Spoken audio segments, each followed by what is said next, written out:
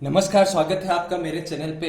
तो आज अपन करने वाले हैं चैप्टर 2 की विविध प्रश्नमाला के क्वेश्चन। ठीक है, तो देखिए पहला क्वेश्चन क्या है। 196 के अभाज्य गुणनखंड की घातों का योगफल निकला है। मतलब हमें क्या करना है, पहले 196 के टुकड़े करने हैं अभाज्य गुणनखंड विधि से, फिर उनकी घातों का क्या लिखना है, योगफल। जैसे देखिए ये रहा 196, इसके करने हैं इस प्रकार टुकड़े ऐसे। पहले 2 का गया, 2 नम 18 बचा 1, 2 अट्ठे 16। फिर 2 का, 2 चौक 8 बचा 1, 2 नम 18। अब 7 का, 7 सात 49 और 7 का 7 में एक बार। तो इसके टुकड़े क्या है, 2 की घात 2 इंटू 7 की घात 2। तो इनकी घातों का योग करना है बस। 2 और 2 कितने हो गए, 4। तो घातों का योग कितना आएगा, घातों का योग अपने पास कितना आया है, 4। तो ऐसे लिखना है बस 4। बस यही आंसर है इसका, है ना, और कुछ इसमें अलग नहीं है। अगला क्वेश्चन देखिए क्या है। यदि m बराबर क्या है, p की q की घात 3 और n का मान कितना है, p की घात 3 q की घात 2, तो m और n का हमें निकालना है एचसीएफ। देखो एचसीएफ का मतलब क्या होता है, ऐसी संख्या जो दोनों में हो उभयनिष्ठ। तो पहले तो देखो ऐसी संख्या कौन सी जो दोनों में आ रही है, तो देखो p q आ रहा है दोनों में, p और q आ रहा है दोनों में। फिर क्या होता है, एचसीएफ में घात लेते हैं छोटी से छोटी, है ना, छोटी से छोटी घात लेनी। जैसे देखो यहाँ पर दोनों में p की छोटी से छोटी घात कितनी है, यहाँ तो है 3 और यहाँ कितनी है 1, तो छोटी घात कितनी आ गई 1। और q की देखो यहाँ तो है घात 3, यहाँ कितनी है 2, तो घात कितनी आ जाएगी 2। तो इसका आंसर क्या हो गया, p q का स्क्वायर। अगला सवाल देखिए क्या है। 96 और 152 का क्या निकालना है एचसीएफ। कैसे भी निकालो आप, चाहे तो यूक्लिड विभाजन से निकालो या फिर अभाज्य गुणन विधि से, आपके ऊपर है। जैसे मैं अभाज्य गुणन विधि से निकाल लेता हूं। ये रहा 96, पहले इसके टुकड़े करने पड़ेंगे आपको, ठीक है।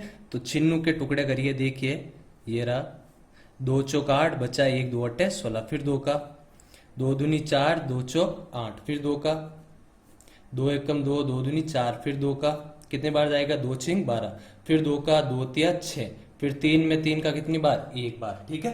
अब इसके टुकड़े क्या है, देखिए 2 की घात कितनी आ जाएगी, 1 2 3 4 5। तो 2 की घात 5 इंटू कितना आया 3। अब 152 के करने हैं हमें टुकड़े, तो 152 के देखिए टुकड़े क्या आते हैं। 2 का जाएगा 2 सते 14 बचा 1, 2 छिंग 12। फिर 2 का, 2 तिया 6 बचा 1, 2 अट्ठे 16। फिर 2 का 19 दूना 38 और 19 में जाएगा आपके 19 का ही भाग, तो कितना आएगा 1। तो इसके टुकड़े क्या है, 2 की घात आई 3 और पीछे कितना आया 19, ठीक है ना। 2 की घात 3 और 19। अब एचसीएफ में ऐसी संख्या लेनी है जो दोनों में उभयनिष्ठ। तो ऐसी कौन सी संख्या जो दोनों में आ रही है, तो 2 आ रहा है दोनों में, इसमें भी आ रहा है और इसमें भी आ रहा है। अब एचसीएफ में लेते हैं घात छोटी से छोटी। यहाँ तो 2 की घात है 5, यहाँ कितनी है 3, तो 2 की घात कितनी लेंगे 3, और 2 की घात 3 का मान कितना है 8। तो इसका एचसीएफ कितना आ गया आपके 8, ठीक है। अगला सवाल क्या है, दो संख्याओं का गुणनफल। देखिए ये क्वेश्चन बहुत बार बोर्ड में आया हुआ है। 2019 के जो बोर्ड का पेपर था उसमें यही क्वेश्चन आया था, ठीक है। तो थोड़ा ध्यान से देखिए, दो संख्याओं का गुणनफल कितना दे रखा है आपको, 1080। यदि इसका एचसीएफ कितना है 30, तो हमें क्या निकालना है एचसीएफ। कैसे निकालेंगे, अपन ने प्रश्नावली करी थी 2.2 या 2.3 थी, उसमें एक सूत्र अपन ने पढ़ा था कि दो संख्याओं का गुणनफल बराबर क्या होता है, एचसीएफ इंटू एलसीएम।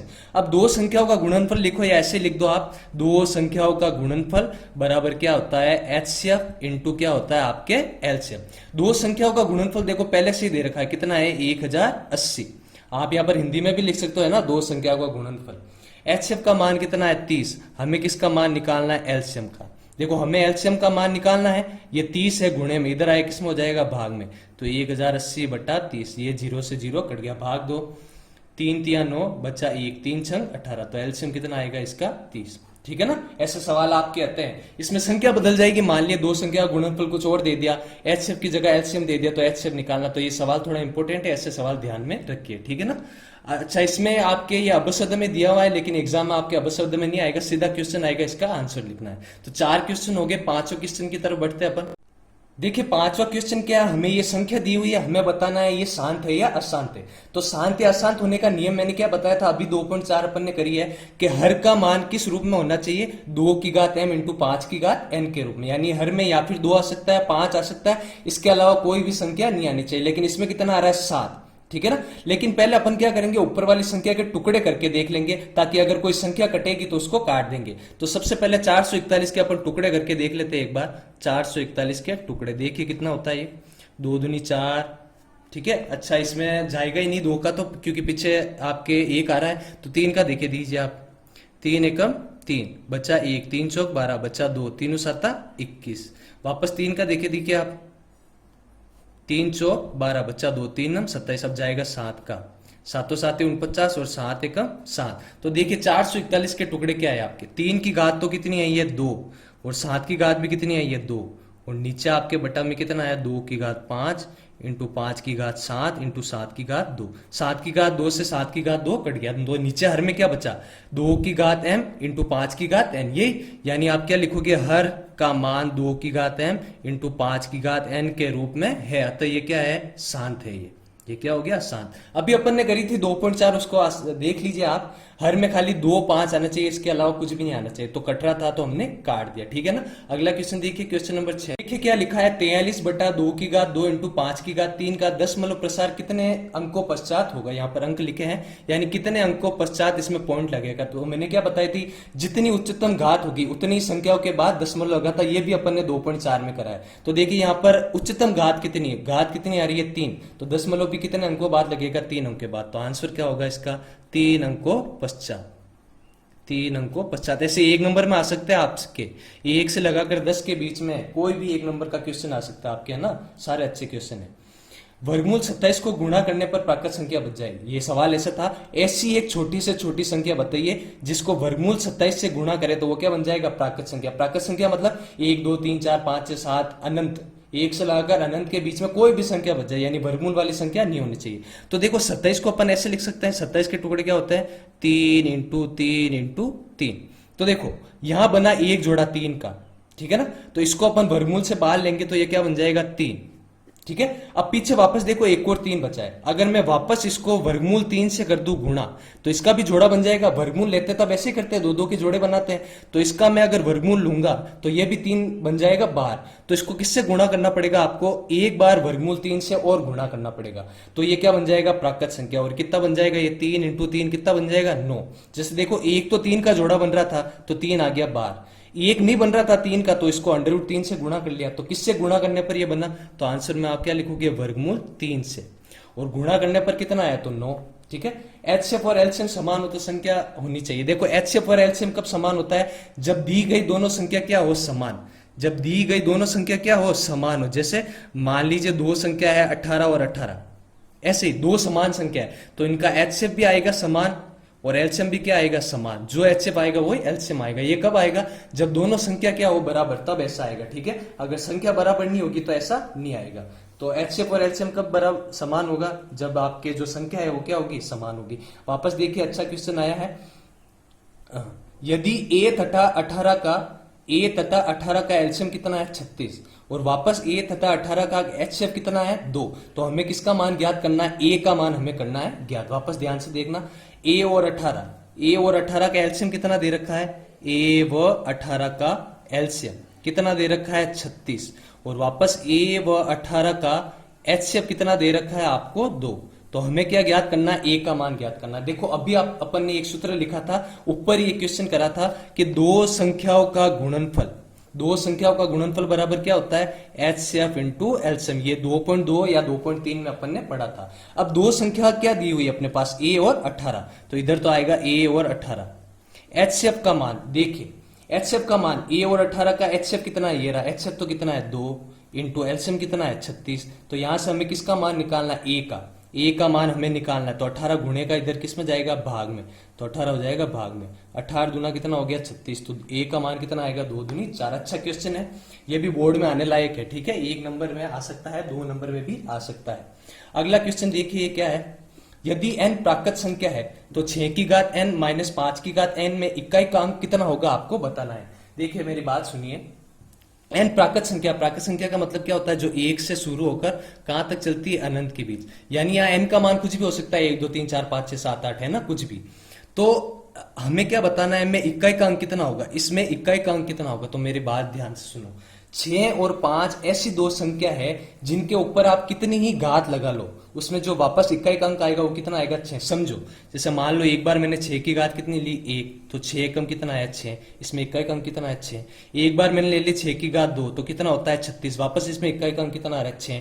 6 की घात ले लो 3, कितना आता है 216, वापस इकाई का अंक कितना है 6। ऐसे 6 की घात 4 लो तो संख्या तो कुछ भी आ जाएगी लेकिन इकाई का अंक हमेशा कितना आएगा 6। वैसे ही 5 में देखो, 5 की घात 1 का मान 5, 5 की घात 2 का मान कितना होता है 25, वापस इकाई का अंक 5, 5 की घात 3 का मान कितना होता है 125, वापस इक्का का अंक 5, यानी 6 और 5 ऐसी संख्या होती है जिसमें इक्का का अंक हमेशा कितना होता है, इक्काई का अंक हमेशा कितना होता है, वापस 6 ही होता है और 5 ही होता है। जैसे 6 में कितनी भी घातें लो, इक्काई का अंक कितना आएगा 6, तो यहाँ इसमें इक्काई का अंक कितना आ जाएगा 6, और 5 की कितनी भी घातें लो, वापस इक्काई का अंक कितना आएगा 5 आएगा, ठीक है ना।